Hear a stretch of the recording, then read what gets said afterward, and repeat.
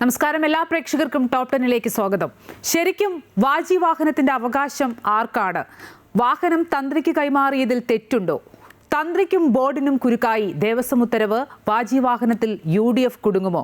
അങ്ങനെ അന്വേഷണം ഇതേ രീതിയിൽ ചുറ്റിത്തിരിയുമ്പോൾ ശബരിമല സ്വർണ്ണക്കൊള്ളയിലെ യഥാർത്ഥ അന്വേഷണം എങ്ങോട്ടാണ്? SIT അന്വേഷണത്തിൽ ഇനി ആരൊക്കെ പിടിയിലാകും? വിശദമായി നോക്കാം ടോപ്പ് 10. ആദ്യം ഇന്നത്തെ 10 പ്രധാന തലക്കെട്ടുകൾ.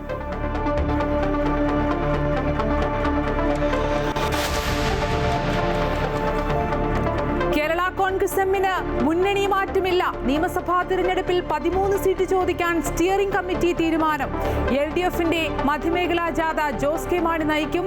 ഇറക്കിവിട്ട സ്ഥലത്തേക്കില്ലെന്നും സംരക്ഷണം തന്നത് പിണറായി വിജയനെന്നും ജോസ് കെ മാണി. KM മാണിയെ അപമാനിക്കാൻ ശ്രമിച്ചവർ അദ്ദേഹത്തിന്റെ സ്മാരകത്തിന് സ്ഥലം നൽകുന്നതിൽ സന്തോഷമെന്ന് VD സതീശൻ.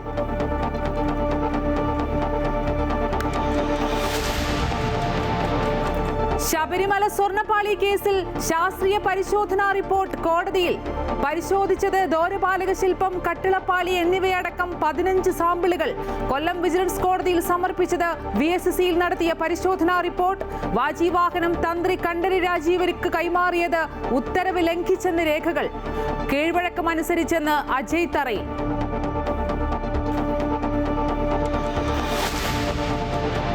രാഹുൽ മാങ്കൂട്ടത്തിലിന്റെ സുഹൃത്ത് ഫെനി നൈലാൻ സാമൂഹിക മാധ്യമങ്ങളിലൂടെ വ്യക്തിഹത്യ ചെയ്തുവെന്ന കേസുമായി 3ാം ബലാത്സംഗ കേസിലെ പരാതിക്കാരി. ആരോപണം നിഷേധിച്ച് ഫെനി. FIR റദ്ദാക്കണമെന്ന ഫെനിയുടെ ആവശ്യത്തിൽ സർക്കാരിനോട് വിശദീകരണം തേടി ഹൈക്കോടതി. പരാതിക്കാരിയെ അധിക്ഷേപിച്ച കേസിൽ കോൺഗ്രസ് പ്രവർത്തക രഞ്ജിത പുളിക്കൻ അറസ്റ്റിൽ. രാഹുൽ മാങ്കൂട്ടത്തിലിന്റെ ജാമ്യ ഹർജിയിൽ വിധി നാളെ.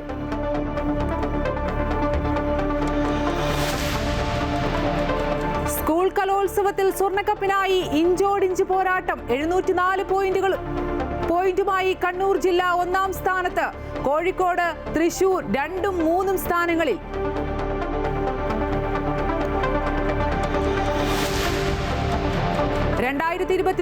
JC ഡാനിയൽ പുരസ്കാരം നടി ശാരദയ്ക്ക്. അംഗീകാരം മലയാള ചലച്ചിത്ര രംഗത്തെ ആയുഷ്കാല സംഭാവനയ്ക്ക്. 5 ലക്ഷം രൂപയും പ്രശസ്തി പത്രവും ശില്പവും അടങ്ങുന്ന പുരസ്കാരം ജനുവരി 25-ന് സമ്മാനിക്കും.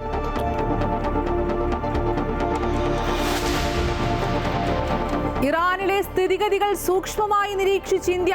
ഇന്റർനെറ്റ് വിച്ഛേദിച്ചിരുന്നതിനാൽ എല്ലാ ഇന്ത്യക്കാരെയും ബന്ധപ്പെടുന്നതിന് പ്രതിസന്ധിയെന്ന എംബസി. ഇറാൻ സന്ദർശിക്കുന്നത് ഒഴിവാക്കണമെന്നും രാജ്യത്തുള്ളവർ തിരികെ വരണമെന്നും ഇന്ത്യൻ വിദേശകാര്യ മന്ത്രാലയം. ഇറാനിൽ 900ഓളം പൗരന്മാരുണ്ടെന്ന് വിദേശകാര്യ വക്താവ് രൺധീർ ജയ്സ്വാൾ.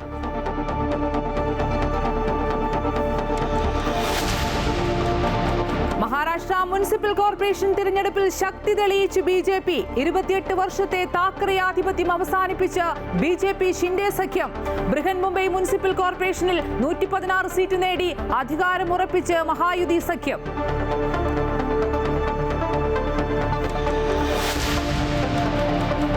T20 ലോകകപ്പിൽ ബംഗ്ലാദേശുമായുള്ള തർക്കം പരിഹരിക്കാൻ ICC. പ്രതിനിധികളെ ധാക്കയിലേക്ക് അയക്കും. സുരക്ഷാ പ്രശ്നം ചൂണ്ടിക്കാട്ടി ഇന്ത്യയിൽ കളിക്കില്ലെന്ന് ആവർത്തിച്ച് ബംഗ്ലാദേശ്.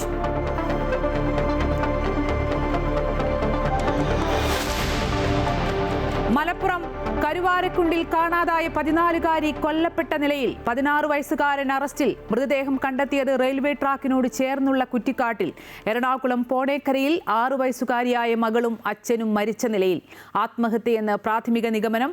കാസർഗോഡ് കുമ്പടജായിലെ പുഷ്പലത ഷെട്ടിയുടെ കൊലപാതകത്തിൽ ബദിയടുക്ക സ്വദേശി പരമേശ്വർ അറസ്റ്റിൽ. Story of the day. കായിക കരുത്തിനൊപ്പം അരങ്ങ് തകർക്കുന്ന കലാകുടുംബം.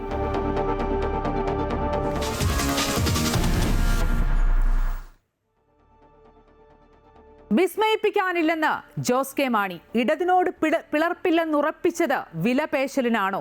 മുന്നണി പ്രവേശം അടഞ്ഞ അധ്യായമെന്ന് പറയുമ്പോഴും നിയമസഭാ തിരഞ്ഞെടുപ്പിൽ 13 സീറ്റ് എന്ന ഡിമാൻഡിലാണ് ജോസ് കെ മാണി. കേരള കോൺഗ്രസ് എം LDFൽ തന്നെ തുടരും. UDF പുറത്താക്കിയപ്പോൾ ചേർത്ത് നിർത്തിയത് LDFും പിണറായി വിജയനുമെന്ന് ജോസ് കെ മാണി.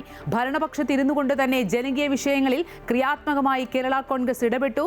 നിയമസഭാ തിരഞ്ഞെടുപ്പിൽ കൂടുതൽ സീറ്റുകൾ ആവശ്യപ്പെടുമെന്നും സ്റ്റിയറിംഗ് കമ്മിറ്റി യോഗത്തിന് ശേഷം ജോസ് കെ മാണി പറഞ്ഞു. കേരള കോൺഗ്രസ് എമ്മിനെ ദുർബലപ്പെടുത്തുക എന്ന ഉദ്ദേശത്തോടെ ഉയർത്തിക്കൊണ്ടുവന്നതാണ് മുന്നണി മാറ്റമെന്ന വിവാദമെന്നും UDF പുറത്താക്കിയപ്പോൾ ചേർത്ത് നിർത്തിയ LDFിനൊപ്പം തുടരുമെന്നും ജോസ് കെ മാണി പറഞ്ഞു. ഭരണപക്ഷത്തിരിക്കുമ്പോഴും ജനകീയ വിഷയങ്ങളിൽ ക്രിയാത്മകമായി ഇടപെട്ടു. വന്യജീവി ആക്രമണം, തെരുവുനായ വിഷയം, പട്ടയം, റബ്ബർ, നെല്ല് എന്നിവയുടെ താങ്ങുവില തുടങ്ങി നിരവധി വിഷയങ്ങളിൽ ഫലപ്രദമായി ഇടപെട്ടു. മുനമ്പം വിഷയം, വനനിയമ ഭേദഗതി, വഖഫ് നിയമ ഭേദഗതി, അധ്യാപക നിയമനം തുടങ്ങിയ വിഷയങ്ങളിൽ ശ്രദ്ധേയമായ ഇടപെടൽ കേരള കോൺഗ്രസ് എമ്മിന്റെ ഭാഗത്തു നിന്നും ഉണ്ടായി. എന്നാൽ പ്രതിപക്ഷം ജനകീയ വിഷയങ്ങളിൽ രാഷ്ട്രീയ ലക്ഷ്യത്തോടെ വിവാദങ്ങൾ ഉയർത്തിക്കൊണ്ടുവരാനാണ് ശ്രമിച്ചതെന്നും ജോസ് കെ മാണി പറഞ്ഞു. ഒരു പ്രതിപക്ഷം അവരെ ഈ 5 വർഷത്തിൻ്റെ ഇടയ്ക്കുള്ള ഓഡിറ്റിംഗ് എടുത്ത് നോക്കിയാൽ ആരോപണം വന്ന് ആരോപണത്തിനെതിരെ അല്ലെങ്കിൽ അതിനു വേണ്ടിയിട്ടുള്ള പോരാട്ടങ്ങൾ അല്ലെങ്കിൽ അവിടെയുള്ള സമരങ്ങൾ, ആ വിവാദങ്ങൾ, ഈ പറയുന്ന എന്തെങ്കിലും കോൺട്രവേഴ്സി വന്നാൽ അതുമായി ബന്ധപ്പെട്ട് മാത്രം വേണ്ടെന്നല്ല, അതുമായി ബന്ധപ്പെട്ട് മാത്രമാണ് പോകുന്നത്. അതിനേക്കാൾ കൂടുതൽ വിഷയങ്ങൾ ഇന്ന് കേരള കോൺഗ്രസ് ഏറ്റെടുക്കുകയും ഒരു സമരം നടത്തുകയല്ല, ഇടപെടലുകൾ നടത്തുകയല്ല, അതിന് പരിഹാര മാർഗം കൂടെ കൊടുത്തുകൊണ്ടാണ് ഇന്ന് നമ്മൾ മുന്നോട്ട് പോകുന്നത്. ശബരിമല വിഷയത്തിൽ സർക്കാർ കൃത്യമായ നടപടി സ്വീകരിക്കുകയും കോടതി നിരീക്ഷണത്തിൽ കൃത്യമായ അന്വേഷണം നടക്കുകയും ചെയ്യുന്നുണ്ട്. കുറ്റക്കാർ ആരായാലും ശിക്ഷിക്കപ്പെടണം എന്നതാണ് പാർട്ടി നിലപാട്. തദ്ദേശ തെരഞ്ഞെടുപ്പിൽ LDFിനും കേരള കോൺഗ്രസിനും തിരിച്ചടി ഉണ്ടായിട്ടുണ്ട്. LDFിന്റെ മധ്യമേഖലാ ജാഥയിൽ താൻ തന്നെയായിരിക്കും ക്യാപ്റ്റനെന്നും ജോസ് കെ മാണി പറഞ്ഞു.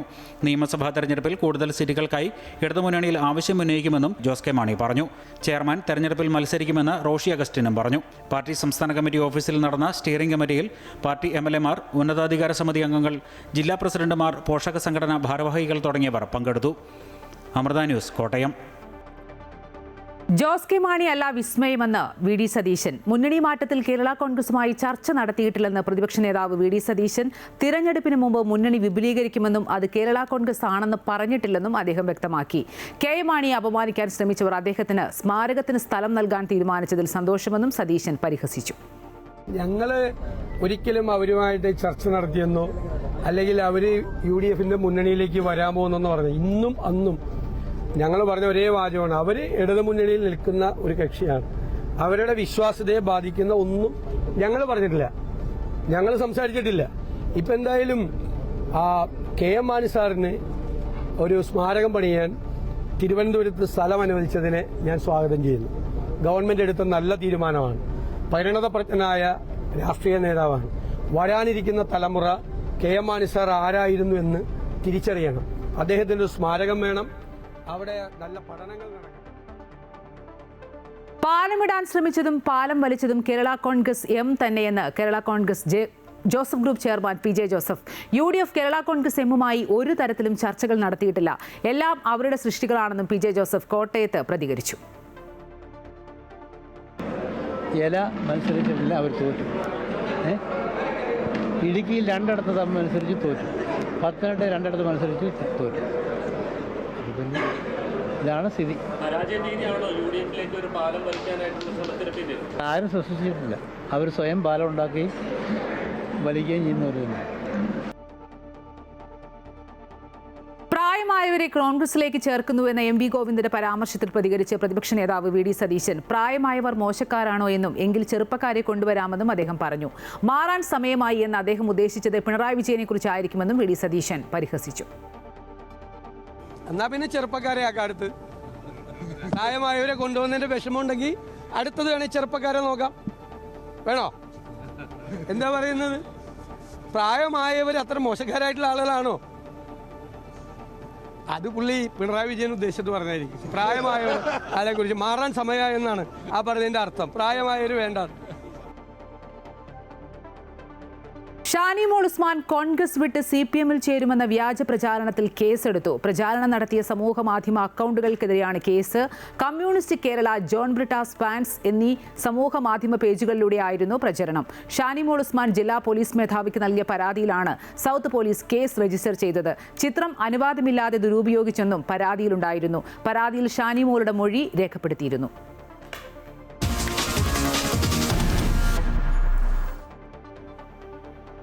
ശബരിമലയിൽ വാജിവാഹനം തന്ത്രിക്ക് കൈമാറിയത് ഉത്തരവ് ലംഘിച്ചെന്ന് രേഖകൾ. ശബരിമലയിലെ മുഴുവൻ വസ്തുക്കളും ദേവസ്വം സ്വത്തുക്കളായി നിലനിർത്തണമെന്ന് 2012 ദേവസ്വം ബോർഡ് പുറത്തിറക്കിയ സുപ്രധാന ഉത്തരവിൽ പറയുന്നുണ്ട്.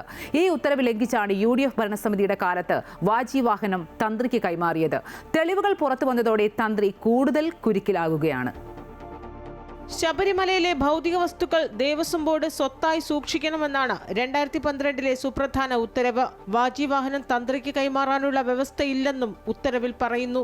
എൻ വാസു ദേവസ്വം കമ്മീഷണറായിരിക്കെയാണ് നിർണായക ഉത്തരവുണ്ടായത്. എന്നാൽ ഈ ഉത്തരവ് മറികടന്നാണ് 2017 മാറ്റി സ്ഥാപിച്ച കൊടിമരത്തിന്റെ വാജിവാഹനം തന്ത്രി കണ്ഠരര് രാജീവർക്ക് കൈമാറിയത്. കഴിഞ്ഞ ആഴ്ച തന്ത്രിയുടെ വീട്ടിൽ നിന്നും വാജിവാഹനം അന്വേഷണ സംഘം കണ്ടെടുത്തിരുന്നു. എന്നാൽ 2017 UDF ഭരണസമിതിയാണ് തന്ത്രിക്ക് കൈമാറ്റം നടത്തിയത്. പ്രയാർ ഗോപാലകൃഷ്ണൻ പ്രസിഡന്റായിരുന്ന കാലത്താണ് അദ്ദേഹവും ബോർഡ് അംഗമായിരുന്ന അജയ് തെറയിലും ചേർന്ന വാജിവാഹനം തന്ത്രിക്ക് കൈമാറിയത്. തന്ത്രിക്ക് കൈമാറുന്നത് താന്ത്രിക വിധിപ്രകാരം കീഴ്വഴക്കമെന്നാണ് മുൻ ദേവസ്വം ബോർഡ് അംഗങ്ങൾ പറയുന്നത്. എന്നാൽ അത് ചട്ടവിരുദ്ധമാണെന്ന് തെളിയിക്കുന്ന രേഖകളാണ് ഇപ്പോൾ പുറത്തു വന്നിരിക്കുന്നത്. തിരുവിതാംകൂർ ദേവസ്വം ബോർഡിന്റെ എല്ലാ ക്ഷേത്രങ്ങളുമായി ബന്ധപ്പെട്ട ഉത്തരവാണ് അന്ന് പുറത്തിറങ്ങിയത്. എല്ലാ ക്ഷേത്രങ്ങളിലെയും ഭൗതിക വസ്തുക്കൾ ദേവസ്വം ബോർഡുകൾ സൂക്ഷിക്കണമെന്നാണ് ഉത്തരവിൽ പറയുന്നത്. വാജിവാഹനവുമായി ബന്ധപ്പെട്ട് കേസെടുക്കുകയാണെങ്കിൽ തന്ത്രി കണ്ഠരര് രാജീവർക്ക് കൂടുതൽ കുരുക്ക് മുറുകുകയാണ്. അമൃത ന്യൂസ്, തിരുവനന്തപുരം. ശബരിമലയിലെ കൊടിമരത്തിലെ വാജിവാഹനം തന്ത്രിക്ക് കൈമാറിയത് മഹസറിൽ രേഖപ്പെടുത്തിയിരുന്നുവെന്ന് മുൻ ദേവസ്വം ബോർഡ് അംഗം അജയ് തറയിൽ. തന്ത്രസമുച്ചയത്തിൽ പറയുന്നത് ലോകനിർമ്മിത വസ്തുക്കൾ തന്ത്രിക്ക് അവകാശപ്പെട്ടതാണെന്നാണ്. കീഴ്വഴക്കമനുസരിച്ചാണ് വാജിവാഹനം തന്ത്രിക്ക് നൽകിയതെന്നും അജയ് തറയിൽ പറഞ്ഞു. പുതിയത് സ്ഥാപിക്കുമ്പോൾ പഴയ വസ്തുക്കൾ സൂക്ഷിക്കണമെന്ന ദേവസ്വം ബോർഡ് ഉത്തരവിനെക്കുറിച്ച് അന്നാരും പറഞ്ഞിരുന്നില്ല എന്നാണ് അജയ് തറയിലിന്റെ വിശദീകരണം. കാലങ്ങളായി നിലനിന്നിരുന്ന കീഴ്വഴക്കമനുസരിച്ചാണ് വാജിവാഹനം തന്ത്രിക്ക് കൈമാറിയതെന്ന് ആവർത്തിക്കുകയാണ് മുൻ ദേവസ്വം ബോർഡ് അംഗമായ അജയ് തറയിൽ. പുതിയ കൊടിമരം സ്ഥാപിച്ചത് പഴയത് ജീർണാവസ്ഥയിലായതിനാലാണ്. പുതിയ കൊടിമരം നിർമ്മിക്കാനുള്ള തീരുമാനമെടുത്തത് അതിനു മുമ്പുണ്ടായ MB ഗോവിന്ദൻ നായരുടെ ഭരണസമിതിയാണ്.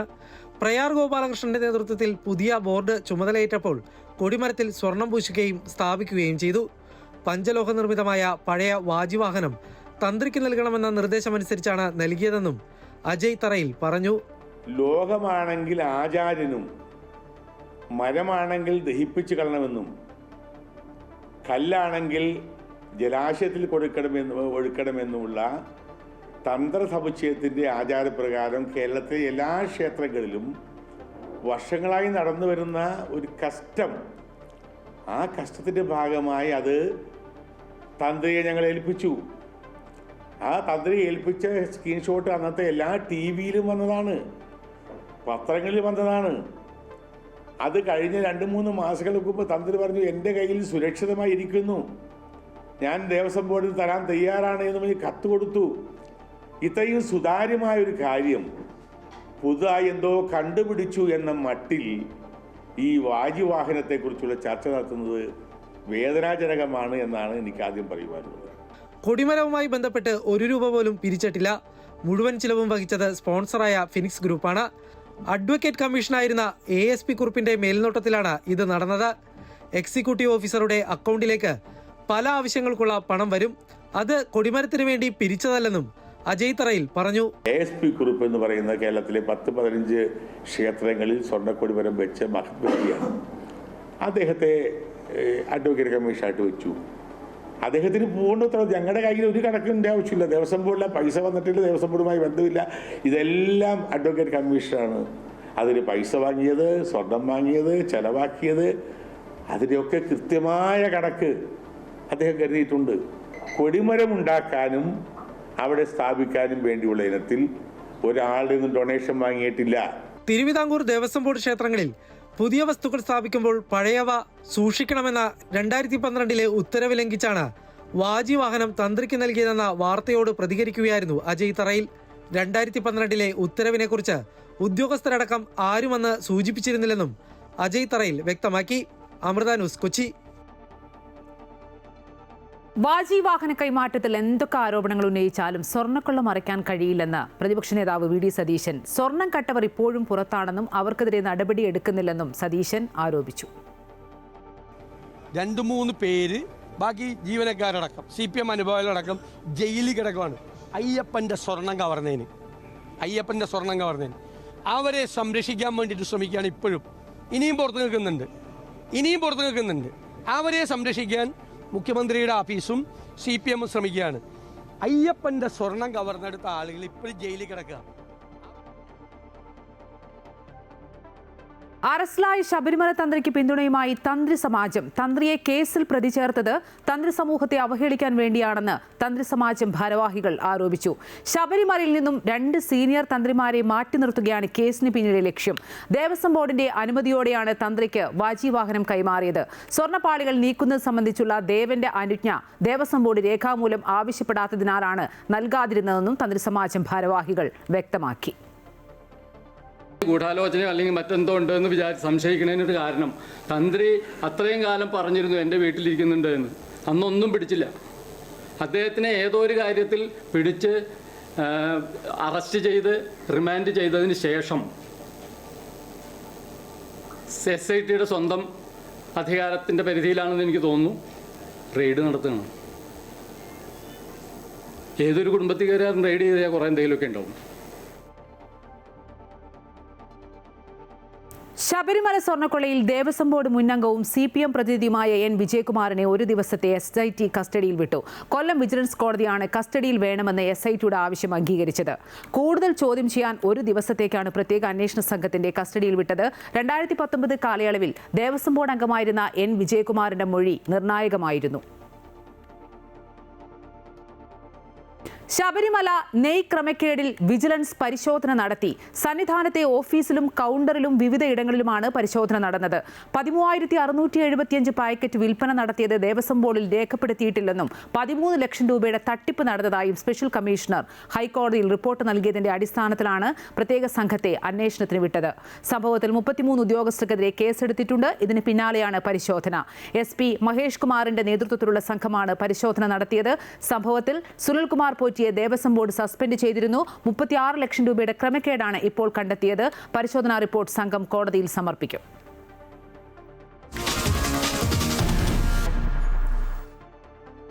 രാഹുൽ മാങ്കൂട്ടത്തിലിന് നാളെ നിർണായകമാണ്. 3ാമത് ബലാത്സംഗ കേസിൽ രാഹുൽ മാങ്കൂട്ടത്തിൽ MLAയുടെ ജാമ്യ ഹർജിയിൽ വിധി നാളെ. ഇത് സംബന്ധിച്ച് തിരുവല്ല മജിസ്ട്രേറ്റ് കോടതിയിൽ വാദം പൂർത്തിയായി. അതിജീവിതയെ അപമാനിച്ചതായുള്ള കേസിൽ മഹിളാ കോൺഗ്രസ് പ്രവർത്തകയെ പത്തനംതിട്ട സൈബർ പോലീസും അറസ്റ്റ് ചെയ്തു. പ്രോസിക്യൂഷൻ ആവശ്യപ്പെട്ടതനുസരിച്ച് അടച്ചിട്ട കോടതിയിൽ 1.5 മണിക്കൂറോളം ഇരുവിഭാഗത്തിന്റെയും വാദം കേട്ട ശേഷമാണ് വിധി പറയാനായി കേസ് നാളത്തേക്ക് മാറ്റിയത്. പ്രതി MLA ആണെന്നും ആവശ്യപ്പെടുന്ന സമയത്ത് കോടതിയിൽ ഹാജരാകുന്ന ആളാണെന്നും ജാമ്യം നൽകണമെന്നും പ്രതിഭാഗം കോടതിയിൽ വാദിച്ചു.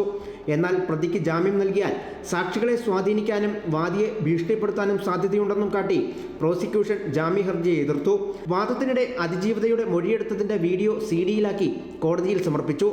IT ആക്ട് പ്രകാരമുള്ള സർട്ടിഫിക്കറ്റ് സഹിതമായിരുന്നു തിരുവല്ല മജിസ്ട്രേറ്റ് കോടതിയിൽ പ്രോസിക്യൂഷൻ ഇത് ഹാജരാക്കിയത്. രാഹുലിനെതിരായ കേസിൽ FIR രജിസ്റ്റർ ചെയ്യുന്നതിന് മുൻപ് മൊഴി രേഖപ്പെടുത്തിയത് വീഡിയോ കോൺഫറൻസ് വഴിയായിരുന്നു.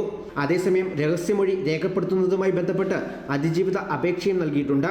നിലവിൽ വിദേശത്താണ് താനുള്ളതെന്നും നാട്ടിലേക്ക് വരാൻ ബുദ്ധിമുട്ടുണ്ടെന്നും അതിനാൽ കേസുമായി ബന്ധപ്പെട്ട രഹസ്യമൊഴി ഓൺലൈനായി തന്നെ രേഖപ്പെടുത്തണമെന്നുമാണ് അതിജീവിതയുടെ ആവശ്യം. ഇതിനിടെ പരാതിക്കാരിയുമായുള്ള വാട്സാപ്പ് ചാറ്റുകൾ സ്ക്രീൻഷോട്ടുകൾ സഹിതം പുറത്തുവിട്ട രാഹുലിന്റെ സുഹൃത്ത് ഫെന്നി നൈനാനെതിരെ യുവതിയുടെ പരാതിയിൽ പത്തനംതിട്ട സൈബർ പോലീസ് കേസെടുത്തു. എന്നാൽ കേസ് റദ്ദാക്കാൻ ഫെന്നി നൈനാൻ ഹൈക്കോടതിയെ സമീപിച്ചു. കേസിലെ അതിജീവിതയുടെ വിശദാംശങ്ങൾ വെളിപ്പെടുത്തിയിട്ടില്ലെന്നും സൈബർ പോലീസിന്റെ നടപടി തെറ്റാണെന്നും ഫെന്നി പറയുന്നു. അതേസമയം രാഹുൽ മാങ്കൂട്ടത്തിനെതിരെ 3ാമത്തെ പരാതി നൽകിയ അതിജീവിതയെ അപമാനിച്ചതായുള്ള കേസിൽ മഹിളാ കോൺഗ്രസ് പ്രവർത്തകയെ പത്തനംതിട്ട സൈബർ പോലീസ് അറസ്റ്റ് ചെയ്തു. മഹിളാ കോൺഗ്രസിന്റെ മുൻ ജില്ലാ സെക്രട്ടറിയായ രഞ്ജിത പുളിക്കനെയാണ് അറസ്റ്റ് ചെയ്തത്. കോട്ടയത്തെ ബന്ധുവീട്ടിൽ നിന്നാണ് രഞ്ജിത പുളിക്കനെ അറസ്റ്റ് ചെയ്തത്. അതിജീവിതയുടെ ഐഡന്റിറ്റി വെളിപ്പെടുത്തുകയും അധിക്ഷേപിക്കുകയും ചെയ്തതിന് അതിജീവിത നൽകിയ പരാതിയുടെ അടിസ്ഥാനത്തിലായിരുന്നു ഇവർക്കെതിരെ കേസെടുത്തത്. അമൃത ന്യൂസ്, പത്തനംതിട്ട. രാഹുൽ മാങ്കൂട്ടത്തിലിന്റെ സുഹൃത്ത് ഫെനി സാമൂഹിക മാധ്യമങ്ങളിലൂടെ വ്യക്തിഹത്യ ചെയ്തുവെന്ന് 3ാം ബലാത്സംഗ കേസിലെ പരാതിക്കാരി. അതേസമയം FIR റദ്ദാക്കണമെന്നാവശ്യപ്പെട്ട് രാഹുലിന്റെ സുഹൃത്ത് ഫെനി നൈനാൻ ഹൈക്കോടതിയിൽ ഹർജി നൽകി. അതിജീവിതയുടെ പേര് വെളിപ്പെടുത്തിയിട്ടില്ലെന്നും അപമാനിക്കാൻ ശ്രമിച്ചില്ലെന്നും വാദം. കേസ് രാഷ്ട്രീയ പ്രേരിതമെന്നും ഫെനി ആരോപിക്കുന്നു. സൈബർ പോലീസ് തനിക്കെതിരെ രാഷ്ട്രീയപരമായിട്ടാണ് കേസെടുത്തതെന്നും കേസ് നിലനിൽക്കില്ലെന്നും ചൂണ്ടിക്കാട്ടിയാണ് FIR റദ്ദാക്കണമെന്നാവശ്യപ്പെട്ട് ഫെനി നൈനാൻ ഹൈക്കോടതിയെ സമീപിച്ചത്. അതിജീവിതയുടെ പേര് വെളിപ്പെടുത്തിയിട്ടില്ല. അതിജീവിത തനിക്ക് അയച്ച സ്വകാര്യ ചാറ്റുകളുടെ ചില ഭാഗങ്ങളാണ് വെളിപ്പെടുത്തിയത്. ആ സ്വകാര്യ ചാറ്റുകളിലൊന്നിലും അതിജീവിതയെ അപമാനിക്കുന്ന യാതൊന്നുമില്ലെന്നാണ് ഫെനി നൈനാൻ വാദിക്കുന്നത്. അതിജീവിത പരാതി നൽകിയതിന്റെ സാങ്കേതിക നടപടിയും ഫെനി നൈനാൻ ചോദ്യം ചെയ്യുന്നു. നിയമമനുസരിച്ച് അതിജീവിതയുടെ ഒപ്പുള്ള ഒരു പരാതിയില്ലാതെ തനിക്കെതിരെ FIR രജിസ്റ്റർ ചെയ്യാൻ പാടില്ലാത്തതാണ്. എന്നിട്ടും സൈബർ പോലീസ് രാഷ്ട്രീയ പ്രേരിതമായി FIR രജിസ്റ്റർ ചെയ്തെന്നാണ് ഫെനി നെന്നാന്റെ ആരോപണം. അതിജീവിത രാജ്യത്ത് പോലുമില്ല, അതിജീവിതയുടെ മൊഴിയും നേരിട്ട് എടുത്തിട്ടില്ല. ഈ സാഹചര്യത്തിൽ തുടർ നടപടികൾ തടയണമെന്നും FIR റദ്ദാക്കണമെന്നാണ് ഫെനി നെന്നാൻ ഹൈക്കോടതിയിൽ ആവശ്യപ്പെട്ടിട്ടുള്ളത്. ഹർജി കോടതി പിന്നീട് പരിഗണിക്കും. അമൃത ന്യൂസ്, കൊച്ചി. രാഹുൽ മാങ്കൂട്ടത്തിൽ MLA-ക്കെതിരെ പരാതി നൽകിയ അതിജീവിതയുടെ ഫേസ്ബുക്ക് പോസ്റ്റ് പരസ്യപ്പെടുത്തിയ സംഭവത്തിൽ പ്രതികരണവുമായി പ്രതിപക്ഷ നേതാവ് VD സതീശൻ സ്ത്രീകളെ അപമാനിക്കുന്നവർക്ക് താക്കീത് നൽകുമെന്നും ഇത് വീണ്ടും ആവർത്തിച്ചാൽ അവർ പാർട്ടിയിലുണ്ടാകില്ലെന്നും VD സതീശൻ മുന്നറിയിപ്പ് നൽകി. ഒരു തരത്തിലും സ്ത്രീകളെ ആരെ അപമാനിച്ചാലും അത് ഞങ്ങൾ അനുവദിക്കില്ല. അങ്ങനെയുള്ളവര് അവർക്ക് പാർട്ടി താക്കീത് കൊടുക്കും. അവരെ പാർട്ടിയിൽ ഉണ്ടാവില്ല. അത് വീണ്ടും അവരെ ആവർത്തിച്ചു കഴിഞ്ഞാൽ ഒരാളും ഉണ്ടാവില്ല. ഒരാൾ സ്ത്രീകളെ അപമാനിക്കാൻ പാടില്ല. ഇപ്പോ ഐഷ പോറ്റി കോൺഗ്രസിൽ ജോയിൻ ചെയ്തു അല്ലേ? എന്തൊരു സങ്കടമാണ് CPM നേതാക്കന്മാർക്ക്. എത്ര CPM നേതാക്കന്മാർ BJP-യിലേക്ക് പോയി, അപ്പൊ എന്നൊരു വിഷമമില്ല. ഐഷ പോറ്റി കോൺഗ്രസിൽ ചേർന്നപ്പോഴാണ് വിഷമം. എന്നിട്ട് AKG സെന്ററിലിരുന്ന് ഓരോരുത്തർ സോഷ്യൽ മീഡിയയിൽ വനിതാ കോൺഗ്രസ് നേതാക്കന്മാര് CPM-ൽ ജോയിൻ ചെയ്യുന്ന പറഞ്ഞ് തെറ്റായ വാർത്ത കൊടുക്കുക. ഞാൻ പറഞ്ഞു, ഈ AKG സെന്ററിലിരുന്ന് സോഷ്യൽ മീഡിയ കൺട്രോൾ ചെയ്യണവര് എന്തൊക്കെയാണ് ചെയ്യുന്നത്? Kalayarangu co-powered by Vismaya amusement park Parassinikkadavu Kannur in association with Swarnamukhi golden diamonds, സൂര്യപ്രഭയുടെ Swarnamukham, Kairali agriculture multi state cooperative society limited, Freeco pain spray, herbal pain reliever, a product of Vaidyaratnam, Aushadhi, a government of Kerala undertaking.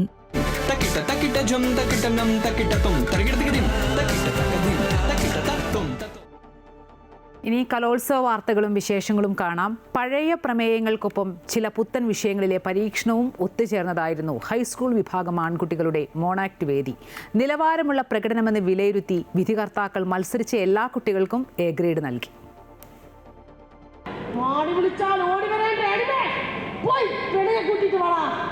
എന്നിട്ടും ഈ ചുടുകാട്ടിൽ വല്യമ്മയുടെ ചെല കൂട്ടാൻ പോ.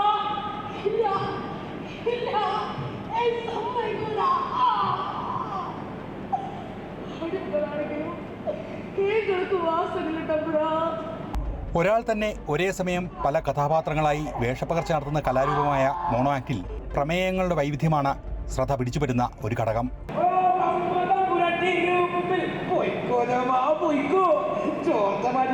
നമുക്ക് നോക്കാലോ. എന്തൊരു കാരണമാണ് ഈ ബാങ്കിൽ വായ്പ മേടിച്ച് കൂടാനാക്കാനാണ് നടന്നു തന്നെ. ഈ ബാങ്കിൽ ഡെപ്പോസിറ്റ് ക്യാഷ് നോക്കുമ്പോ ഉണ്ടാക്കപ്പെട്ടിരിക്കണം. നിങ്ങളെന്തൊരു പറയാൻ മൂസാക്ക. നിങ്ങളിത് കണ്ട 19 കൊല്ലം വെല്ലിങ്ങാടിൽ ചുമട് ചുമന്നുണ്ടാക്കി തയമ്പ ഒരു പെൺകുട്ടിനെ കെട്ടിത്തരക്കാൻ നടികാലിലൊക്കെ കായ് 1.5 ലക്ഷം രൂപ. ഇപ്പൊ ചോദിക്കുമ്പോ ഒരു കൈ വരുത്തുക. VS അച്യുതാനന്ദന്റെ ജീവിതവും പോരാട്ടവും, കുട്ടികളുടെ ലഹരി ഉപയോഗവും ആത്മഹത്യാ പ്രവണതയും വേദിയിൽ പ്രകടനങ്ങളായി എത്തി. എവിടെയെല്ലാം എന്തെല്ലാം സംഭവം. ഒരു കുഞ്ഞു പിറന്നപ്പോൾ അതിനെ പാലുകൂട്ടി വളർത്തിയപ്പോൾ കൈപിടിച്ച് സ്കൂളിൽ എത്തിച്ചപ്പോൾ എന്തെല്ലാം മോഹങ്ങളായിരുന്നു. എനിക്കൊരു മൊബൈൽ വേണം, ക്യാമറയും നെറ്റും എല്ലാം ഉള്ളൊരു മൊബൈൽ. ഇല്ലെങ്കിൽ ഈ ടേബിളിൽ കയറി ആ ഫണ്ടിൽ കയറട്ടെ. ഈ തായ്വാനെ വിട്ടിട്ടാണെങ്കിലും അമ്മയുടെ മുന്നില് അമ്മ വാങ്ങിത്തരാ. ശബ്ദ വ്യതിയാനങ്ങളിലൂടെയും ചടുലമായ ഭാവപ്രകടനങ്ങളിലൂടെയും കുട്ടികൾ അവതരിപ്പിച്ച വിഷയങ്ങൾ പൊതുവെ നിലവാരം പുലർത്തിയെന്ന് സദസ്സും നിരീക്ഷിച്ചു. അല്ല, എന്തോ ശബ്ദം കേട്ടു. അത് വെടിയേറ്റ. ഓടി രക്ഷപ്പെടാൻ നോക്കണ്ട. ഈയൊക്കെ ഇവിടെ കിടന്നങ്ങ് ചാടും. അതിനുമ്പേ എന്റെയൊക്കെ പേര് പറയേ. കാലിമ ചൊല്ലാൻ അനുസരണയില്ലാത്ത നാശങ്ങൾ. കുട്ടികളൊക്കെ ഇപ്പോൾ ആനുകാലികമായിട്ടുള്ള പ്രശ്നങ്ങൾ തന്നെയാണ് ഇറങ്ങിൽ കൊണ്ടുവന്നത്. എല്ലാവരും നല്ല രീതിയിൽ തന്നെ അഭിനയിച്ചു. ഏറെക്കുറെ നല്ല നിലവാരത്തിൽ പോകണം. അമ്മ ഭക്ഷണം എടുത്തിട്ടുണ്ട്. കഴിക്കണം, പഠിക്കണം, ചേട്ടനെടുക്കണം.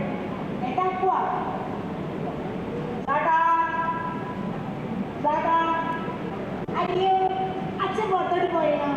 എന്റെ അറിയാലോ, അങ്ങനത്തെ സുന്ദരിക്കുട്ടിക്ക് അതിലെന്താ പൊതുവനാണ്. Hi chocolate എനിക്കാണോ? മകന് വലിയ ഇഷ്ടമാണ്. Thank you. എന്താ ഇതാണിത്? എനിക്ക് തൊട്ടെ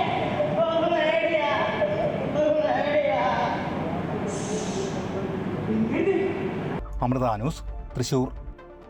സംസ്ഥാന സ്കൂൾ കലോത്സവം 3-ാം ദിവസം സമാപിക്കുമ്പോൾ 704 പോയിന്റുകളുമായി കണ്ണൂർ ജില്ലയാണ് 1-ാം സ്ഥാനത്തുള്ളത്. കോഴിക്കോട്, തൃശൂർ എന്നീ ജില്ലകളാണ് 2ഉം 3ഉം സ്ഥാനങ്ങളിൽ. ഇഞ്ചോടിഞ്ച് പോരാട്ടമാണ് നടത്തിക്കൊണ്ടിരിക്കുന്നത്. 60% മത്സരങ്ങൾ ഇതുവരെ പൂർത്തിയായിട്ടുണ്ട്. കലോത്സവ നഗരിയിൽ നിന്നും AT അശ്വതി വിശദാംശങ്ങളുമായി ചേരുന്നുണ്ട്. അശ്വതി, 3-ാം ദിവസത്തിന് സമാപനമാവുകയാണ്. ഇനി നാളെയാണ് ഏറ്റവും പ്രധാനപ്പെട്ട ദിവസം. മറ്റന്നാൾ സമാപനമാണ്. അതുകൊണ്ട് വലിയ മത്സരങ്ങളൊന്നും ഉണ്ടാകില്ല എന്ന് നമുക്കറിയാം. ഈ 60% മത്സരം പൂർത്തിയായി എന്ന് പറയുമ്പോൾ ഈ കപ്പിനായുള്ള പോരാട്ടം തന്നെയാണല്ലോ ഏറ്റവും പ്രധാനം. എങ്ങനെയാണ് പോയിന്റ് നില? ആരൊക്കെ ഇഞ്ചോടിഞ്ച് മത്സരം നടത്തുന്നു ഈ 3-ാം ദിവസം സമാപനമാകുമ്പോൾ?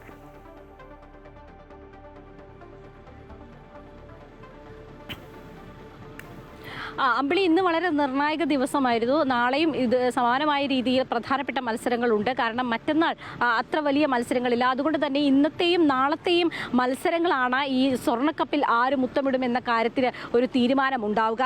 എന്തായാലും കണ്ണൂരാണ് ഇപ്പോൾ മുന്നിട്ട് നിൽക്കുന്നത്. 719 പോയിന്റുകളാണ് ഇപ്പോൾ നിലവിൽ ഏറ്റവും ഒടുവിൽ ലഭ്യമാകുന്ന വിവരങ്ങളനുസരിച്ച് കണ്ണൂർ നേടിയിരിക്കുന്നത്. തൊട്ട് പിന്നിൽ 2ാം സ്ഥാനത്തിന് വേണ്ടി കോഴിക്കോടും പാലക്കാടും കടുത്ത മത്സരമാണ് കാഴ്ചവെക്കുന്നത്. കോഴിക്കോട് 703 പോയിന്റുകളും അതുപോലെ തന്നെ പാലക്കാട് 701 പോയിന്റുകളുമാണ് നിലവിൽ നേടിയിട്ടുള്ളത്. അതായത് 703, 701 എന്നൊക്കെ പറയുന്നത് എപ്പോൾ വേണമെങ്കിലും ഈ ലീഡ് നിലയിലൊക്കെ വലിയ മാറ്റം ഉണ്ടാകാം. ആര് വേണമെങ്കിലും 1ാം സ്ഥാനത്തേക്കും 2ാം സ്ഥാനത്തേക്കും ഒക്കെ വരാനുള്ള ഒരു സാധ്യതയുണ്ട്.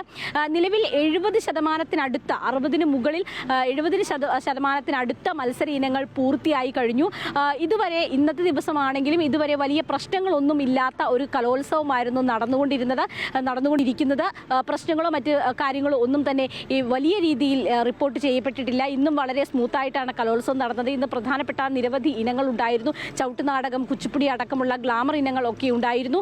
അതുപോലെ തന്നെ ഗോത്രകലകളിലാണെങ്കിൽ ഇന്ന് മലയപ്പുലയ നൃത്തമാണ് ഉണ്ടായിരുന്നത്. അങ്ങനെ വളരെ പ്രധാനപ്പെട്ട, വളരെ ആളുകൾ കൂടുതൽ ഒഴുകിയെത്തുന്ന ഇനങ്ങളൊക്കെ ഇന്ന് ഉണ്ടായിരുന്നു. അതുപോലെ തന്നെ വൃന്ദവാദ്യം, ബാൻഡ് മേളം അടക്കമുള്ള കാര്യങ്ങൾ സംഗീതത്തിലേക്ക് വന്നിട്ടുണ്ടെങ്കിൽ പ്രത്യേകിച്ച് സംഗീത വാദ്യോപകരണങ്ങളെ സംബന്ധിച്ച് ഇന്ന് ഉണ്ടായിരുന്നു. അതിൻ്റെ എല്ലാം തന്നെ ഒരു സമഗ്രമായ കവറേജ് ഇന്ന് മുഴുവൻ അമൃത TV നൽകിയിട്ടുണ്ട്. എന്തായാലും അടുത്ത ദിവസവും വളരെ നിർണായകമാണ്. അതുപോലെ തന്നെ ഇന്ന് വിദ്യാഭ്യാസ മന്ത്രിയുടെ വാർത്താ സമ്മേളനം ഉണ്ടായിരുന്നു. ഇന്ന് അദ്ദേഹം പറഞ്ഞത് ഈ സമാപന സമ്മേളനത്തെക്കുറിച്ചാണ്. സമാപന സമ്മേളനം ഉദ്ഘാടനം ചെയ്യുന്നത് പ്രതിപക്ഷ നേതാവ് VD സതീശനാണ്. അതുപോലെ തന്നെ നടൻ മോഹൻലാൽ അദ്ദേഹം ഇവിടെ സമാപന സമ്മേളനത്തിൽ എത്തും. ഇവർ രണ്ടുപേരും ചേർന്നായിരിക്കും ഈ ജേതാക്കൾക്കുള്ള ട്രോഫി, പ്രത്യേകിച്ച് ഈ സ്വർണ്ണക്കപ്പ് വിതരണം ചെയ്യുക. അതിലേക്ക് എത്തുന്നതിനുള്ള വാശിയേറിയ മത്സരമാണ് ഇവിടെ നടന്നുകൊണ്ടിരിക്കുന്നത്. പ്രധാനമായും ഉള്ള തേക്കിൻകാട് മൈതാനത്ത് ഇവിടെ 3 വേദികളാണുള്ളത്. ഇവിടെയൊക്കെ തന്നെ ഇഞ്ചോടിഞ്ച് പോരാട്ടമാണ്. ഇപ്പോഴും ഈ ഒരു ഉത്സവ പ്രതീതിയാണ് ഇവിടെയുള്ളത്. ഈ സമയമായിട്ടും വേദികളിലെല്ലാം തന്നെ മത്സരങ്ങൾ തുടർന്നുകൊണ്ടിരിക്കുകയാണ്. ആളുകളെല്ലാം ആരും തന്നെ ഇവിടുന്ന് പോയിട്ടൊന്നുമില്ല. കാണികളും ഈ വേദികളിലെല്ലാം തന്നെയുണ്ട്. ഒപ്പം തന്നെ ഇവിടെ മുഴുവൻ ഒരു ഉത്സവം നടക്കുന്ന ഒരു പ്രതീതിയിൽ തന്നെയാണ് തൃശ്ശൂർക്കാർ ഇപ്പോഴും ഈ കലോത്സവത്തെ കാണുന്നത്. നാളെ അവസാന ദിവസത്തേക്ക് അടുക്കുമ്പോൾ ഇതിനേക്കാൾ കൂടുതൽ ജനപങ്കാളിത്തം കൂടി ഉണ്ടാകുമെന്നാണ് പ്രതീക്ഷിക്കുന്നത്. അമ്പിളി, ശരി. 60% മത്സരങ്ങൾ പൂർത്തിയാകുമ്പോൾ 704 പോയിന്റുമായി കണ്ണൂർ ജില്ലയാണ് 1-ാം സ്ഥാനത്ത്. തൊട്ടു പിന്നിലായി കോഴിക്കോടും തൃശ്ശൂരും ഒക്കെയുണ്ട്. അങ്ങനെ സ്വർണ്ണക്കപ്പിനായുള്ള ഇഞ്ചോടിഞ്ച് പോരാട്ടമാണ് നടക്കുന്നത്. അതിൻ്റെ വിശദാംശങ്ങൾ നൽകുകയായിരുന്നു AT അശ്വതി. കഠിനമായ ചൂടും മത്സരത്തിന് വേണ്ടിയുള്ള കാത്തിരിപ്പും താങ്ങാനാകാതെ കലോത്സവ വേദിയിൽ മത്സരാർത്ഥികൾ തളർന്നു വീഴുകയാണ്. ഓരോ വേദിക്കരികിലും പ്രത്യേക മെഡിക്കൽ സംഘത്തെ ഏർപ്പാടാക്കിയിട്ടുണ്ട്. നിർജ്ജലീകരണമാണ് കുട്ടികൾ തളർന്നു വീഴുന്നതിനുള്ള പ്രധാന കാരണം.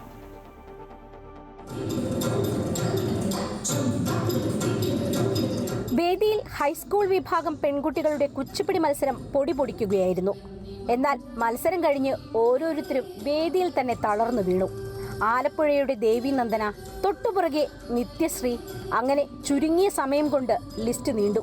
ഒരാളെ ആശുപത്രിയിലേക്ക് മാറ്റി. വേദിക്ക് സമീപം സജ്ജീകരിച്ച മെഡിക്കൽ ടീം ജാഗ്രതയോടെ പ്രവർത്തിച്ചു. പേടിക്കാനൊന്നുമില്ലെന്ന് ഡോക്ടർമാർ വ്യക്തമാക്കി. നിർജ്ജലീകരണമാണ് പ്രധാന കാരണം, ഒപ്പം ടെൻഷനും. കുട്ടികൾ എന്താ വെച്ച് കഴിഞ്ഞാൽ ഡീഹൈഡ്രേറ്റഡ് ആവും. ഇങ്ങനെ കോസ്റ്റ്യൂമൊക്കെ ഇട്ട് റെഡിയായിട്ടൊക്കെ ഇരിക്കല്ലേ ഇത്ര നേരം. അപ്പം അങ്ങനെ ഡീഹൈഡ്രേറ്റഡ് ആയിട്ടാണ് എനിക്ക് മിക്കവരും വീഴുന്നത്. അപ്പം അങ്ങനെ ഇപ്പോൾ കുറേ പേര് ഇപ്പം തന്നെ ഒരാളിപ്പോൾ റെഫർ ചെയ്തു, നമ്മൾ താലൂക്ക് ആശുപത്രിയിലേക്ക് റെഫർ ചെയ്തു. ബാക്കി എല്ലാവരും ക്ഷീണമാണ്. അതല്ല ഇപ്പം എല്ലാവരും ഹൈഡ്രേറ്റ് ആയിട്ടിരിക്കുക, വെള്ളമൊക്കെ കുടിക്കുക, അതൊക്കെ തന്നെയാണ് നമുക്ക് പിള്ളേരോടും പറയാനുള്ളത്. എല്ലാവരോടും അത് തന്നെയാണ്. ടെൻഷൻ ഒഴിവാക്കുക, അതും ഹൈഡ്രേറ്റ് ആയിട്ടിരിക്കുക, ടെൻഷൻ ഒഴിവാക്കുക, അത്രേ ഉള്ളൂ. നൃത്തത്തിനായി വസ്ത്രങ്ങൾ വരിഞ്ഞുകെട്ടി ധരിക്കുന്നതും പ്രശ്നമാണ്. പക്ഷേ എല്ലാം മത്സരത്തിന്റെ ഭാഗമായതിനാൽ നന്നായി വെള്ളം കുടിച്ച് കൂളായി ഇരിക്കുക എന്നാണ് ഡോക്ടർമാരുടെ നിർദ്ദേശം. മത്സരത്തിന്റെ ആശങ്കകളില്ലാതെ കലോത്സവത്തെ ഉത്സവം പോലെ ആസ്വദിക്കാനും അവർ നിർദ്ദേശിക്കുന്നു. കലോത്സവ വേദിയിൽ നിന്നും ബിനു ഈശ്വരമംഗലത്തിനൊപ്പം AT അശ്വതി, അമൃത ന്യൂസ്. സംസ്ഥാന സ്കൂൾ കലോത്സവത്തിൽ അവതരണ രീതികൾ കൊണ്ടും കലാപ്രകടനം കൊണ്ടും ഏറെ ശ്രദ്ധേയമായ ഒരു ഇനമാണ് യക്ഷഗാനം. പാരിപ്പള്ളി അമൃത സ്കൂളിൽ നിന്നും യക്ഷഗാന മത്സരത്തിലെത്തി മുരാസുരവധം എന്ന കഥ അവതരിപ്പിച്ച കുട്ടികളുടെ വിശേഷങ്ങളാണ് ഇനി. യക്ഷഗാന മത്സരത്തിൽ കൊല്ലം പാരിപ്പള്ളി അമൃത സ്കൂളിലെ കുട്ടികളാണ് ഇപ്പോൾ നമ്മളോടൊപ്പം ഉള്ളത്. നിങ്ങൾ വളരെ നന്നായി പെർഫോം ചെയ്തു, ഞാൻ ആ കാഴ്ച കണ്ടു. നിങ്ങളും ആ ഒരു സന്തോഷത്തിൽ തന്നെയാണ് അല്ലേ? എങ്ങനെയുണ്ടായിരുന്നു മത്സരം? നന്നായിട്ട് ചെയ്തു. എന്താണ് നിങ്ങൾ അവതരിപ്പിച്ച ഈ കഥയെക്കുറിച്ചൊന്ന് പറയാമോ? മുറാസുരനെ വധിക്കുന്നതായിട്ടാണ്, ദേവി വധിക്കുന്നതായിട്ടാണ്. മുറാസുരൻ ആദ്യം ഇന്ദ്രനുമായിട്ട് യുദ്ധം ചെയ്യും, ഇന്ദ്രലോകം കീഴടക്കാൻ വേണ്ടിയിട്ട്.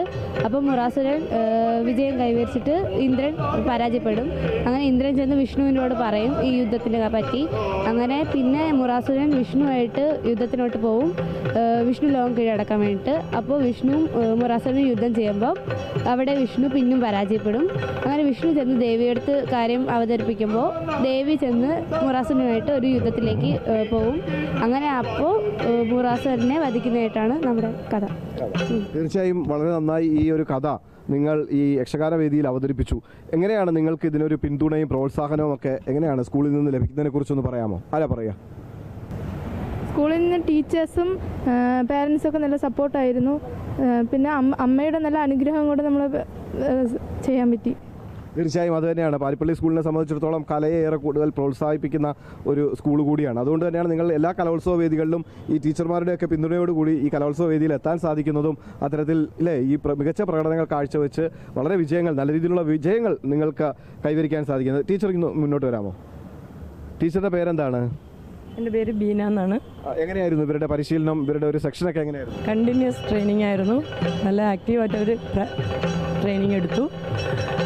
എന്താ പറയുക, ഒത്തിരി ഹാർഡ് വർക്ക് ചെയ്തുകൊണ്ട് ഇവിടം വരെ എത്താൻ വേണ്ടി അമ്മയുടെ അനുഗ്രഹം, മാനേജ്മെൻറ്റ്, സ്കൂള്, അധ്യാപകർ എല്ലാവരുടെയും പ്രോത്സാഹനം കൊണ്ട് ഇവിടം വരെ എത്തി. തീർച്ചയായും ആ ഒരു അമ്മയുടെ അനുഗ്രഹവും നിങ്ങളുടെ ആ കഴിവിൻ്റെ ആ 100% വിലയിരുത്തി നോക്കുകയാണെങ്കിൽ അതിനൊരു ഫലം ഈ റിസൾട്ടുകളിലൊക്കെ നമ്മൾ കാണാൻ സാധിക്കുന്നു. ദേവിയാണെന്ന് തോന്നുന്നു. ദേവി ഒന്ന് മുന്നോട്ട് വരാമോ? ദേവിക്ക് വേഷം പെട്ടെന്ന് അഴിക്കേണ്ടി വന്നു. ദേവിയുടെ പ്രകടനം ഞങ്ങൾ കണ്ടിരുന്നു, വളരെ നന്നായിരുന്നു. എങ്ങനെ ഉണ്ടായിരുന്നു ആ പെർഫോം ചെയ്ത സമയത്ത്? നമ്മുടെ ആ ഒരു ആത്മീയമായി നമുക്ക് കിട്ടുന്ന ആ ഒരു ആത്മീയ അല്ലേ ദേവിയുടെ ഒരു അനുഗ്രഹമൊക്കെ ഉണ്ടാവും. ഭയങ്കര അടിപൊളിയായിരുന്നു, വേദനയുണ്ട്, അത്ര. അതായത് ഈ വേഷങ്ങളെല്ലാം അണിഞ്ഞുകൊണ്ട് ഇത്രയും സമയം ഡാൻസ് ചെയ്യുമ്പോൾ നമുക്ക് ശാരീരികമായ ബുദ്ധിമുട്ടുകളൊക്കെ ഒരുപാട് സഹിക്കേണ്ടി വരും അല്ലേ? ഒരുപാട് സഹിക്കേണ്ടി വരും. നല്ല വെയിറ്റാണ് ഈ വെക്കുന്ന സംഭവത്തിനൊക്കെ, നല്ല വെയിറ്റാണ്. ഇടുന്ന ഡ്രസ്സിനായാലും ഓർണമെന്റ്സിലായാലും എല്ലാത്തിനും നല്ല വെയിറ്റുള്ളൊരു സംഭവമാണ്. അപ്പം അതിൻ്റെതായ ബുദ്ധിമുട്ടെല്ലാം കാണും. തീർച്ചയായും മോളുടെ അധികം ബുദ്ധിമുട്ടില്ല. കാര്യം മോളുടെ വാക്കുകളിൽ തന്നെ നമുക്ക് മനസ്സിലാവുന്നുണ്ട്. മക്കൾ മാത്രമല്ല ഈ എല്ലാ മക്കൾക്കും ഇത് കണക്ക് വളരെ ശ്രമകരമായ ഒരു ദൗത്യം തന്നെയാണ് യക്ഷഗാനം വേദിയിൽ അവതരിപ്പിക്കുക എന്നുള്ളത്. തീർച്ചയായും വളരെയധികം നന്ദി. യക്ഷഗാന വേദിയിലെ ഇവരുടെ ഈ ഒരു പെർഫോമൻസ് നമ്മളെല്ലാം കണ്ടു. വളരെ മനോഹരമായ പെർഫോമൻസ് ആയിരുന്നു. പാരിപ്പള്ളി അമൃത സ്കൂളിന് ഇത്തരത്തിൽ കലാമേഖലകളിൽ സംസ്ഥാന സ്കൂൾ കലോത്സവത്തിൽ നിരവധി നല്ല പ്രകടനങ്ങളാണ് കാഴ്ചവെക്കാൻ കഴിയുന്നത്. പ്രദീപ് വാളത്തുങ്ങലിനൊപ്പം സുധീഷ്, അമൃത ന്യൂസ്. സംസ്ഥാന സ്കൂൾ കലോത്സവം ഹൈസ്കൂൾ വിഭാഗം വന്ദേമാതരം മത്സരത്തിൽ കൊല്ലം പാരിപ്പള്ളി അമൃത സ്കൂൾ ഇത്തവണയും എ ഗ്രേഡ് സ്വന്തമാക്കി. ചിട്ടയായുള്ള പരിശീലനത്തിലൂടെ മികവാർന്ന പ്രകടനമാണ് അമൃതയിലെ കുട്ടികൾ കാഴ്ചവെച്ചത്. ആദ്യം വിജയം നേടിയ പ്രകടനവും തുടർന്ന് അവരുടെ വിശേഷങ്ങളും അറിയാം.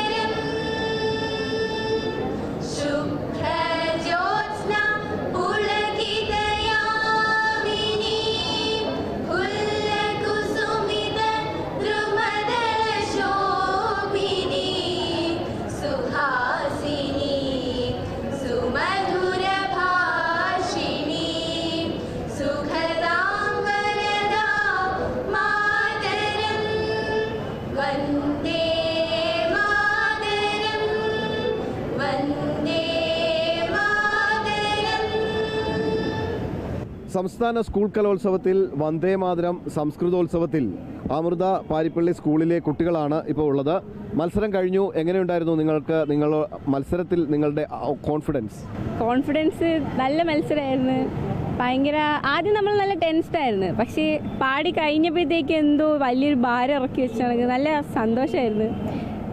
റിസൾട്ട് അറിയുന്നവരെ നമ്മൾ നല്ല ടെൻഷനായിരുന്നു, പക്ഷേ എ ഗ്രേഡ് ഉണ്ട്, നല്ല സന്തോഷമുണ്ട്. അതാണ് പാരിപ്പള്ളി അമൃത സ്കൂളിൽ നിന്നും ഇത്രയും പരിശീലനം നേടി വന്ന നിങ്ങളുടെ ആ ഒരു പ്രകടനം, അതിന് എ ഗ്രേഡ് തന്നെ കിട്ടും അല്ലേ? ആ ഒരു കോൺഫിഡൻസ് നിങ്ങൾക്ക് ഉണ്ടായിരുന്നു മത്സരത്തിന് മുമ്പ്? ഉണ്ടായിരുന്നു. നമുക്ക് കഴിഞ്ഞ വർഷം നമ്മൾ പോയിട്ട് നമുക്ക് ഒരു കോൺഫിഡൻസ് വെച്ചിട്ടാണ് നമ്മൾ വരുന്നത്. നമ്മൾ നല്ല കണക്ക് പ്രാക്ടീസ് ചെയ്ത് ഇത്രയും കഷ്ടപ്പെട്ട് ഇവിടം വരെ എത്തിയിട്ട് നമുക്ക് എ ഗ്രേഡ് ഇട്ടാണ് പോകുന്നത്. നമുക്ക് വിഷമാവും. നമ്മൾ അതുകൊണ്ട് നല്ല കണക്ക് പ്രാക്ടീസ് ചെയ്തിട്ടുണ്ട്. ആ ഒരു കോൺഫിഡൻസ് ഉണ്ടായിരുന്നു. ഈ പാട്ടിൽ എങ്ങനെയാണ് ജഡ്ജസ് അതിനെ വിലയിരുത്തുന്നത്? വന്ദേമാതരം നമുക്കറിയാം, എല്ലാവരും ആലപിക്കും, പക്ഷെ അതെങ്ങനെയാണ് അവർ വിലയിരുത്തുന്നതിന് അതിനെക്കുറിച്ച് അറിയോ? വിലയിരുത്തുന്നത് വെച്ചാൽ മെയിൻലി പൊസിഷൻ നോക്കുന്നത്. മീൻസ് നമുക്ക് വളവൊന്നും കാണരുത്, സ്ട്രെയിറ്റ് ആയിരിക്കണം. കാല് വി ഷേപ്പ്, കൈ ഇത് കണക്ക് ഇങ്ങനെ സ്ട്രെയിറ്റ് ആയിട്ട് വെച്ചിട്ട്, മുഷ്ടി ദ്വിതീയ വിഭക്തി ആയിരിക്കണം. മീൻസ് ഇങ്ങനെ സ്ട്രെയിറ്റ് ആയിട്ട് വെച്ചിരിക്കണം. പിന്നെ അധികം മൂവ്മെൻറ്റ്സ് ഒന്നും പാടില്ല. പിന്നെ പാട്ടിന് 70 seconds ടൈം, ഇതായിരിക്കും മെയിൻ നോക്കുക. നോക്കാം, അതിനുള്ളിൽ പാടി നിർത്തണം. അപ്പോൾ നിങ്ങൾ ഈ പറഞ്ഞ മാനദണ്ഡങ്ങളെല്ലാം പാലിച്ചു, അതുകൊണ്ടായിരിക്കും എ ഗ്രേഡ് കിട്ടിയത് അല്ലേ? അപ്പോൾ അതിനുവേണ്ടി എടുത്ത ഒരു ശ്രമകരമായ ദൗത്യം ഉണ്ടായിരുന്നല്ലോ, പരിശീലനം. അതെങ്ങനെയായിരുന്നു? നല്ലതായിരുന്നു. എല്ലാവരും കൂടി ഇരുന്ന് പ്രാക്ടീസ് ചെയ്യുന്നതും, പിന്നെ നമ്മൾ വിചാരിച്ചില്ല ഇതിനടുത്ത് നിർത്താൻ പറ്റുമെന്ന്. കുറച്ച് എഫേർട്ടുണ്ട്, പക്ഷേ പാടി നിർത്താൻ പറ്റി. എങ്ങനെയുണ്ടായിരുന്നു നിങ്ങളുടെ ടീച്ചേഴ്സിൻ്റെയൊക്കെ ഒരു പിന്തുണ നിങ്ങൾക്ക് പരിശീലനത്തിനും മറ്റുമൊക്കെ? എല്ലാത്തിനും ടീച്ചർമാർ നല്ല സപ്പോർട്ടായിരുന്നു. പ്രാക്ടീസ് ചെയ്യാനും ചെയ്യിപ്പിക്കാനും എല്ലാത്തിനും കൂടെ നിന്ന് നല്ല സപ്പോർട്ടായിരുന്നു. അതുകൊണ്ട് തന്നെയാണ് നമുക്കിപ്പോൾ ഫസ്റ്റ് കിട്ടിയതും എ ഗ്രേഡ് വാങ്ങിക്കാൻ പറ്റിയതും ഇവിടെ എത്താൻ പറ്റിയത്. തീർച്ചയായിട്ടും അത് തന്നെയാണ് അല്ലേ, നിങ്ങളുടെയൊക്കെ അധ്യാപകരുടെയൊക്കെ ഒരു പിന്തുണ അത് എടുത്തു പറയേണ്ട ഒരു കാര്യം തന്നെയായിരുന്നു. എങ്ങനെയുണ്ടായിരുന്നു കുട്ടികളൊക്കെ പരിശീലന സമയങ്ങളിലൊക്കെ? നന്നായിരുന്നു. അവർ പറയുന്ന രീതിയിൽ തന്നെ അനുസരിച്ച് കാര്യങ്ങൾ ചെയ്യുന്ന കുട്ടികൾ തന്നെയായിരുന്നു. ടീച്ചറിൻ്റെ പേരെന്താണ്? ദീപ. അത് തന്നെയാണ് പാരിപ്പള്ളി അമൃത സ്കൂളിലെ ഈ കുട്ടികൾക്കാണ് വന്ദേമാതരം സംസ്കൃതോത്സവത്തിൽ ഇപ്പോൾ എ ഗ്രേഡ് കിട്ടിയിരിക്കുന്ന ആ ഒരു സന്തോഷത്തിലാണ് അവർ അവരുടെ ആ സന്തോഷം നമ്മളോട് പങ്കുവച്ചത്. എന്തായാലും നിങ്ങളുടെ പേരുകൾ എല്ലാവരുടെയും പേരൊന്ന് പറയാമോ? അമൃത, അമേയ, ആർദ്ര, ഭദ്ര, റിയ, അനുഷ, ഭവ്യ. തീർച്ചയായിട്ടും വളരെയധികം സന്തോഷം. നിങ്ങൾക്ക് ഇനിയും ഒരുപാട് ഇത്തരം മത്സരങ്ങളിൽ പങ്കെടുത്ത് വിജയങ്ങൾ ഉണ്ടാകട്ടെ എന്ന് ആശംസിക്കുന്നു. പ്രദീപ് വാളത്തുങ്കലിനൊപ്പം സുധീഷ്, അമൃത ന്യൂസ്.